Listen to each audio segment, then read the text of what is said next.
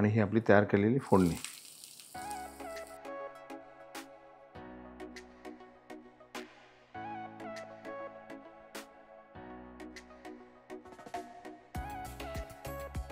झुणका भाकर खाल्ली आहे का कधी?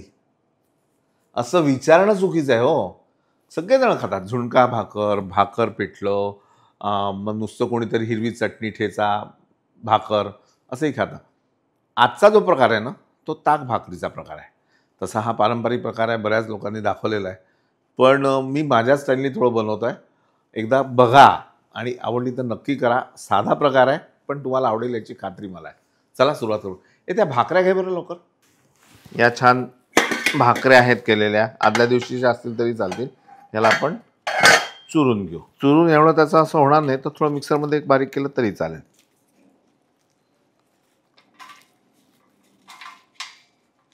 असं केल्यानंतर मिक्सरमध्ये हळूहळू त्याचा रवा टाईपचं बनवायचं आहे. खूप बारीकही नाही, खूप जाडही नाही. हा असा जाडसर ह्याला कुस्करून घेतला आपण. त्यानंतर दही मलाईचं आहे, त्याला आपण घुसळून घेऊ.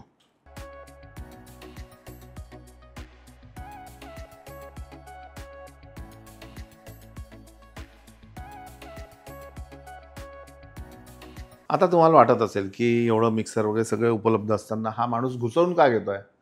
कसं असतं की प्रत्येक मशीन कसं कधी कुठे वापरायचं, कुठलं भांडं कधी वापरायचं यावर सुद्धा तुमचा स्वयंपाक, त्याची चव अवलंबून असते. आणि याला जर मिक्सरमध्ये आपण घुसळलं तर ते पातळ होईल. आपल्याला खूप जास्त पातळ नको आहे, आपल्याला थोडं घट्टसरच हवं आहे, पण एवढंही घट्ट नको आहे. थोडं पाणी घालू. तर रवीनी जर तुम्ही केलं तर ते व्यवस्थित असं घाटदार होतं. आपल्याला थोडेसे मिरे जे आहेत, काळे मिरे, ते कुटून घ्यायचे आणि हे कुटतानाच यामध्ये आपण थोडंसं मीठ घालूयात.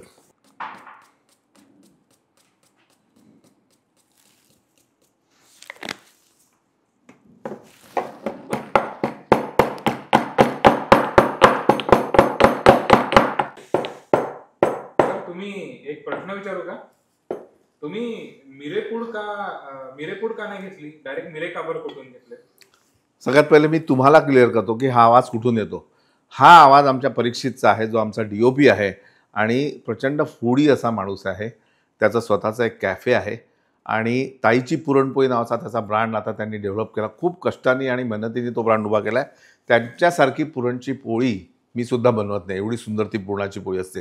तुम्ही समजा कधी नागपुरात आलात तर नक्की ताईची पुरणपोळी बघा आणि तिथे जाऊन खा.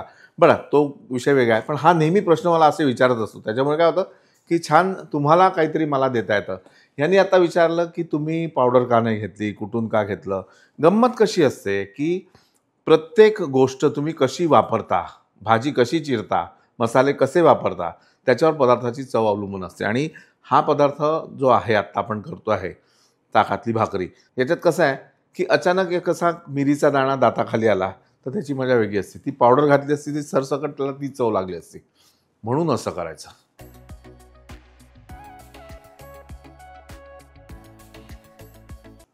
थोडं पाणी,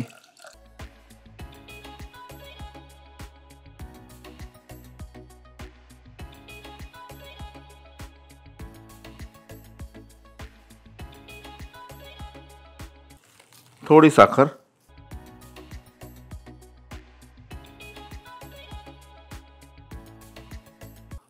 थोडी कोथिंबीर,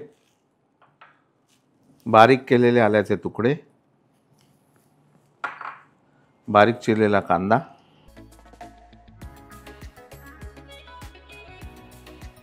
हे सगळं आपल्याला भाकरीबरोबर एकत्र करायचं आहे. पण त्याच्यावर एक फोडणी घालायची आहे. तर आधी फोडणी तयार करू.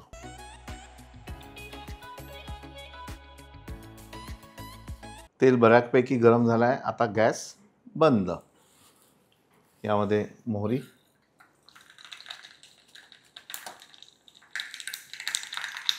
जिरे, उडदाची डाळ,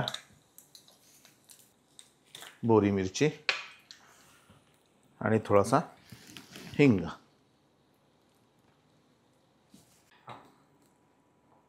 आणि हे सगळे यामध्ये घालायचं आणि भिजवायचं अक्षरशः.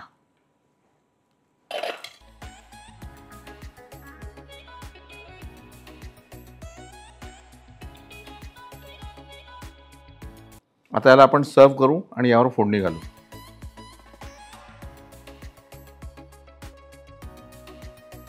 त्यावर हिरवी मिरची, पुन्हा बारीक चिरलेला कांदा, कोथिंबीर आणि ही आपली तयार केलेली फोडणी.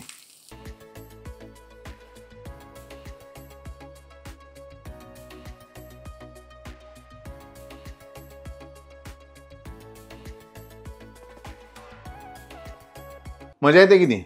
एवढं छान असं मॉडर्न किचन, माझा शर्टही थोडासा मॉडर्न टच असलेला, पण पदार्थ मात्र पारंपरिक. हीच परंपरा आपल्याला पुढे न्यायची आहे आणि म्हणूनच पाहत राहा मास्टर रेसिपीज. लाईक करा, सबस्क्राईब करा, शेअर करा. नमस्कार. नमस्कार. नमस्कार ना. माहिती आहे मला. तुम्ही हसत असाल, स्माईल देत असाल आणि नमस्कार मनातल्या मनात करत असाल. करताय ना?